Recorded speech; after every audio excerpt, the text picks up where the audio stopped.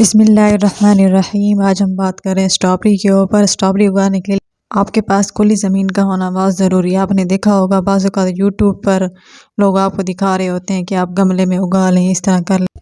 اب بات کرتے ہیں کہ اسٹرابیری اگائی کیسے جاتی ہے۔ اس کے چھوٹے چھوٹے سے بالکل پودے ملتے ہیں، جیسے ایک پتے ہوتے ہیں نا، تو ان کو لگانا پڑتا ہے زمین کے اوپر، لیکن زمین اس طرح ہونی چاہیے کہ نیچے جو پانی لگا ہوا ہے نا، یہ جو آپ پانی لگا ہوا ہے یہ آپ کو بالکل کم نظر آ رہے ہیں، لیکن یہ کچھ عرصے کے بعد 1-2 مہینے لگانے کے بعد اس طرح ہو جائیں گے، پھول نکلنا شروع ہو جائیں گے اور بہت بڑھتی جائے گی، ان پتوں کے ذریعے بڑھنا شروع ہو جاتی ہے، اور پھر اس کے بعد پھر اسٹرابیری نکلنا شروع ہو جاتی ہے۔